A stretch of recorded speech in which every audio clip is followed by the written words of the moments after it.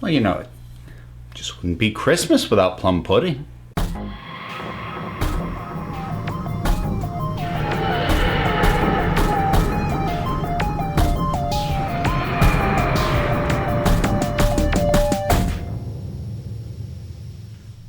Big Finish review time, and this time I actually didn't throw it out to my patrons to select because it's December and I wanted to do the one. It's not really Christmas themed, but at the very least Christmas is an element in it that I already had, which is Chimes of Midnight. Now this is my third Big Finish written by Robert Shearman, who is a writer that was always one that I was looking forward to when I first started getting into Big Finish, because he gets talked up a lot by folks like Stu Bagfull, whose opinion I respect quite a bit, even though I don't always agree with it. But Rob Shearman, what I've heard of his stuff so far, I've heard Jubilee and I've heard Holy Terror, both of which are really good, and I've now heard Chimes of Midnight, which is also really good. So this one is an 8th Doctor adventure, only second one of those that I've listened to. And this one is better than the last one of those I listened to, which was Storm Warning, which did have a lot of kind of the growing pains of very early, and the kind of the clunkiness in the dialogue and whatnot. But we have the 8th Doctor, Paul McGann, traveling with Charlie Pollard, who he first encountered in Storm Warning. Actually, in some ways, I do feel like you shouldn't listen to this one if you haven't listened to Storm Warning yet.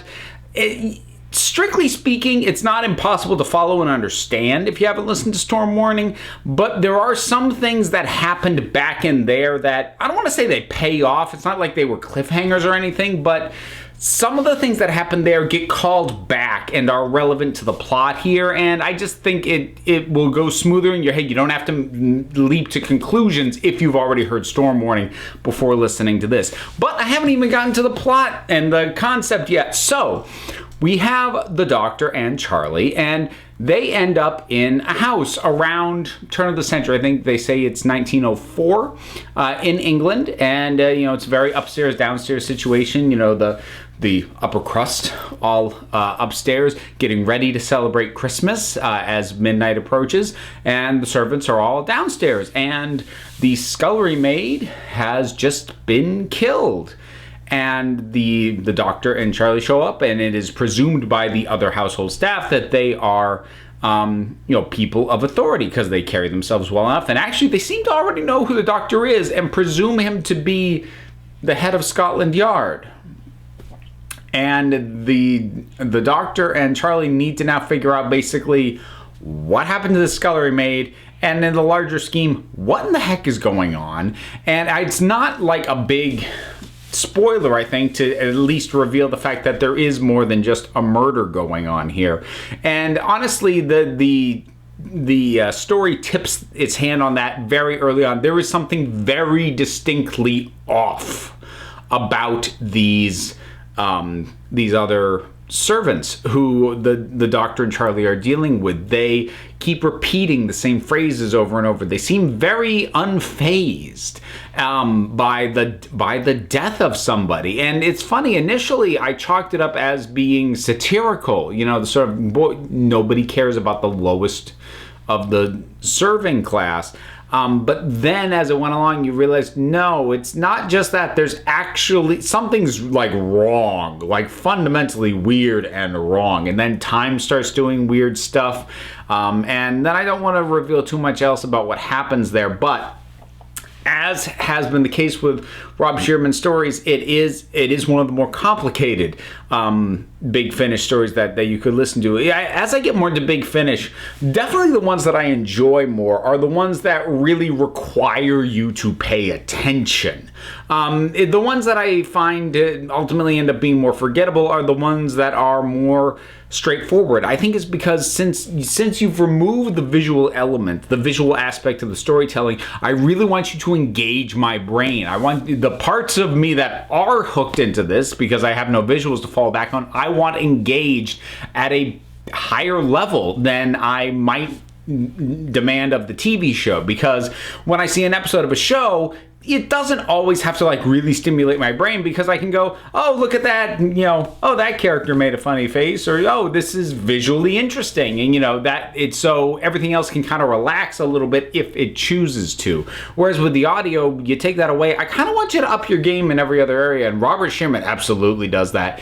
The other thing that's kind of funny about his work now that I've heard 3 of his, is that he does keep coming back to repeated elements, repeated themes. There's often a notion in his about people sort of playing a role, either sort of dictated by the story, or a role that they are expected to fulfill in their duties, or what have you, and that does, so things like that, and then sort of time weirdness and the nature of storytelling to a certain degree.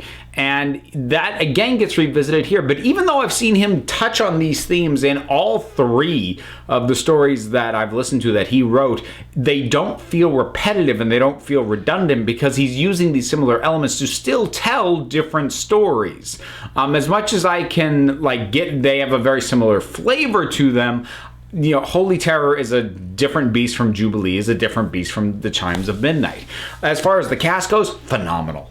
Like top to bottom, this is a great cast. I mean, Paul McGann is really by this time settled into being the 8th Doctor. He's just effortless, which is nice, because I did feel like I kind of heard him working a little bit more like back in Storm Warning, but it's completely natural here by this point. And Charlie is really good. She has great chemistry with the Doctor, so she's great. And then the servants, they're like has often been the case with Robert Sherman supporting characters, that slightly off quality makes them really intriguing to listen to, because it's just implemented so well and so intelligently. I'm trying to decide whether or not I want to do a spoiler section at the back end of this, because I really just think people should go ahead and listen to it. And like I said, I've talked about him addressing these kinds of themes before. I don't know, I'll decide about that. One thing I will say, because one of my only complaints is, as you get towards the end and you get a better sense of what it is that's going on, there's a character who is involved in everything that's unfolding, and they speak with generic villain voice, which is a little bit disappointing, especially considering that the situation is not actually as clear-cut as that vocal performance would indicate. Like, a voice that you would expect from kind of a cackling arch villain is coming out of this character, but that is not really the situation that's going on, or at least there's way more nuance on the page than is in the performance, and that's kind of a little bit of a weird thing. I'm not going to say who the character is or what their deal is, because that will be spoilers, but yeah, it's not even a bad performance. I just feel like it was kind of taking the easy route in a way by going as hard on basically sounding like a bad guy, which I don't think was necessary. The shifts and flow of the story are really good and very unsettling at times. This is a very atmospheric story, and actually it's funny because last month, not last month. Oh no, I recorded it last month. I haven't released it yet. I can't say what one it is. There's another Doctor Who story that I listened to recently that was also highly atmospheric, and when these audios can really, through the sound design, really strongly evoke a sense of place, but also a sense of tension and dread, it really hits home, and this one has that really well, because I mean, a grandfather clock features very centrally, so you have the almost omnipresent ticking of that clock, and you have the chimes that sound on the hour. And sometimes the characters will notice the clock, sometimes they won't, but it's there. It might be there almost the whole time. It's very persistent, and it just adds more to that sense of place and of tension. So like the whole thing is just really well done and really intelligent. It didn't quite blow me away the way that, say, like listening to Holy Terror for the first time did. But again, I think that has to do with I'm starting to get a better sense of the sort of what to expect from a Robert Sherman script. Whereas before I was just caught completely off guard. But me now sort of knowing a little bit more of what kind of thing I'm going to get does not diminish the experience of listening to it at all. So, yeah, I'm not going to get into spoiler elements of the plot because I don't think that there's anything that I want to talk about that really requires me to bring up what happens at the tail end specifically. But it is interesting to watch it play out, and it's very well paced because as usually is the case with the main range stories, it's broken into 4 pieces. And in the third one, I thought they revealed what I thought was the whole deal of what was going on, and then the 4th episode goes a layer deeper, but doesn't feel like a cheat. It doesn't feel like a double twist. No, it feels like, okay, we're going to start to explain what's going on. Here's this layer, and now here's the next one.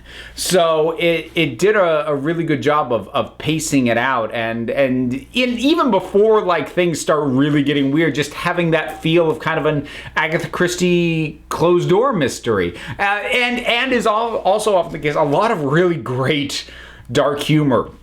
Because like the bodies that the servants or body that the servants come across in the beginning, and they're going, well, looks like a suicide. Oh, and the doctor's going, I don't think so. She drowned in the sink. I don't think she could have done that because if she was trying to hold herself down, she would have passed out and then just fallen backwards, and her head would have come out from the water. It would have been impossible for her to do that to herself. And they're like, well, she never was very smart. She probably didn't know that she couldn't do that. Yeah, that's right, doctor. She didn't realize it was impossible, so that's why she did it. And it's just perfectly absurd. It is just that right level of British dark absurdity that it just plays. And it's great characters, and when the little turns and dialogue and turns and interactions and turns in sort of the sound design start to happen, and you go from feeling like this is almost like a light goof to feeling a sense of wait a minute. And those shifts can happen suddenly or they can happen gradually, but they keep happening and it keeps working throughout the whole thing. It's just a really impressive piece of work, and one that I would recommend if you haven't listened to before. It is set on Christmas Eve, so I'd consider it seasonal. The Chimes of Midnight. What are your thoughts on it? If I were to rank it in terms of the Robert Sherman stories that I've heard so far, it probably comes in second. I would put Holy Terror first, then this one, and then Jubilee in. But realize this is tight. This isn't like big gaps between each entry. So even Jubilee, even though I'm putting it third, is still really great. But whatever your thoughts are on this, on any other Big Finish, are there any other Christmas-themed Big Finish? I may want to know that for when this time of year rolls around next year. But whatever your thoughts are, drop something down in the comments. Let's talk about it. Whole bunch of stuff you can do because there's buttons and links, including a link to my Patreon if you're feeling generous. If not, other links you can check out. If you don't want to do that, well, you know what? You don't have to, because at the end of the day, you guys are the council and I just run the meetings. And until next time, this council is adjourned.